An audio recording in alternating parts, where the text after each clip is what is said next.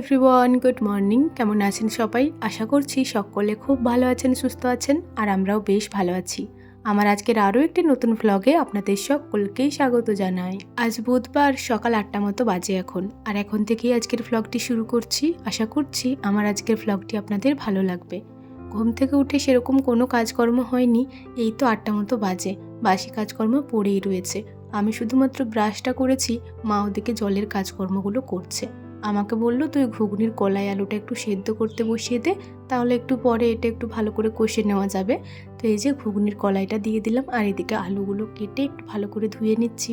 আর ছোটো ছোটো করে কেটেছি যাতে তাড়াতাড়ি সেদ্ধ হয়ে যায়। প্রেশার কুকারটা না আমাদের একটু খারাপ হয়ে গেছে জানেন, ওই সিটিটা ঠিকঠাকভাবে পড়ে না।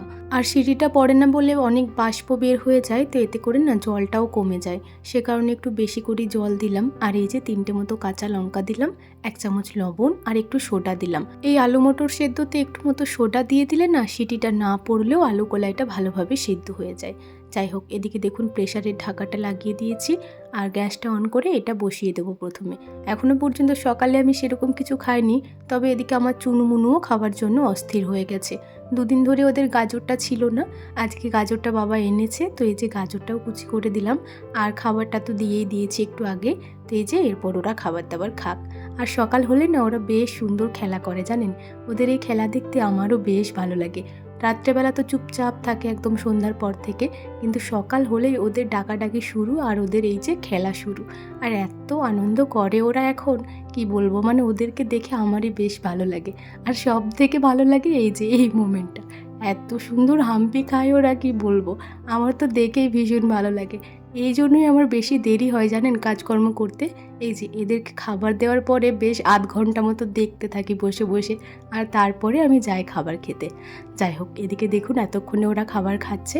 একজন খাচ্ছে ওই যে সিডগুলো দিয়েছিলাম ওগুলো, আর একজন খাচ্ছে গাজর।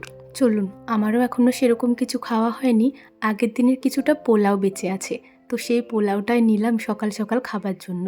একটু পরেই খেতাম, তবে পরে খাওয়ার জন্য তো আবার ঘুগনি হচ্ছে, আর সে কারণেই সকালবেলাতেই আজকে পোলাওটা নিয়ে বসেছি। একটু মতো পোস্ত ছিল, আর ছিল 2 পিস মতো চিকেন, তো 1 পিস আমি নিয়েছি, 1 পিস রেখেছি, মা বলছে আবার খাবে, তো মায়ের জন্য কিছুটা পরিমাণ পোলাওও রেখেছি। সকাল সকাল প্রিয় খাবারটা খেতে পেলে বেশ ভালো লাগে বলুন। আমার ওদিকে কাজকর্ম সেরকম কিচ্ছুটি হয়নি, ভাবলাম সকালের খাবারটা আগে খাই, তারপর না হয় কাজকর্ম করব। এই সামনের রোদ্দুরে বসে বসে খাবারটা খেয়ে নিলাম। চলুন এরপর আস্তে আস্তে কাজে হাত দিই। বন্ধুরা, সকালবেলা ওই যে একটু পোলাও খেলাম, আর একটু মতো চিকেন, আর অল্প আছে যেগুলো মা খাবে। তো তারপরে না ঘরের সমস্ত কাজকর্ম হয়ে গেছে, ঝাড় দেওয়া, ঘর মোছা, বিছানা পরিষ্কার করা, তো ওগুলো সমস্তটাই হয়ে গেছে। এমনকি বাবা দিদিমাকে খাবার দিয়ে দিয়েছিলাম, তো ওরা খাবার খেয়ে নিয়েছে। আর বাড়িতে তো সেরকম কেউ নেই, মানে ভাইও নেই, বাবাও নেই, মানে আমার এই বাড়ির বাবা। তো সে কারণে এরপর আমি আর মা আছি, তো মা ওদিকে খাবার খাচ্ছে, মা পোলাওটা খাচ্ছে, আমি এরপর মুড়ি খাবো। সকালবেলা আজকে ঘুগনি বানিয়েছে, তো ওই ঘুগনি দিয়ে মুড়িটা খাবো। আপনাদেরকে বহুবার বলেছি আমার মা রান্নাটা ভীষণ সুন্দর করতে পারে, তার উপরে ঘুগনিটা যেন আরোই খেতে ভালো হয়। আর যখনই বাড়িতে ঘুগনি বানানো হয় না, আমি গরম গরম খাই এক বাটি, কিন্তু আজকে একটু কম পরিমাণে ছিল, সে কারণে মুড়ির সাথে খেলাম। সকালের খাওয়া শেষ করেই মা রান্না বান্না করতে বসিয়ে দিয়েছিল, কারণ বাবা 2টোর সময় খাবার খেয়ে কাজে যাবে। এই মুহূর্তে রান্না প্রায় শেষের দিকে, এদিকে বসিয়েছে চাটনিটা, আর এদিকে হচ্ছে মাটন কষা। মাটন কষাটা আজকে এই ননস্টিকের কড়াইটাই করেই করে দিচ্ছে। আগের দিন ওই যে পোলাও করা ছিল, সে কারণে কড়াইটা তো এঁঠো হয়েছিল, তো ওটা ধুয়েই এটাতেই বসিয়ে দিয়েছে। আর প্রেশার কুকারে সেদ্ধ করে নেয় জানেন তো যখনই মাটন হয়, কিন্তু প্রেশার কুকারটা একটু খারাপ হয়ে গেছে, আপনাদেরকে তো বললামই, সে কারণে আজকে এই কড়াইটাতেই আর কি করা হবে। এখনও ঢের সময় বাকি রয়েছে, তো এখানেই 1-1.5 ঘন্টা মতো ফুটিয়ে নিলে বেশ সুন্দর সেদ্ধ হয়ে যাবে। মাটনটা প্রায় আধ ঘন্টা ধরে কষানো চলছে, তো এই সময় মশলাগুলো একদম গায়ে গায়ে লেগে গেছিলো। এই সময় জল দিয়ে দিলাম 1 বোতল মতো, আরও কিছুটা পরিমাণ জল দিয়েছিলাম, কারণ আজকে একটু পাতলা পাতলা ঝোলটাই হবে। তার উপর এখনও তো মাটনটা বেশ অনেকক্ষণই সেদ্ধ হবে, তো তা করতে তো অনেকটাই জল কমে যাবে, সে কারণে বেশ অনেকটা পরিমাণেই জল দিয়েছিলাম। এই যে জল দেওয়ার পর একটু নাড়াচাড়া করে নিয়েছি, আর তারপরে ঢাকা চাপা দিয়ে দিলাম। এখন ওই 2টো মতো বাজে, এই সময় দুপুরের খাবার নিয়ে বসেছি। বাবার খাওয়া হয়ে গেছে, বাবা ডিউটি চলে গেছে, তো আমরা এরপর খাবার নিয়ে বসলাম।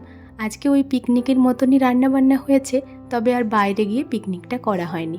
এই যে এখানে রয়েছে মাটনের লাল লাল ঝোল, আর গুড়ের মিষ্টিও এনেছি আজকে। আর রয়েছে শাক ভাজা, বেগুন ভাজা, লাউ পোস্ত আর চাটনি।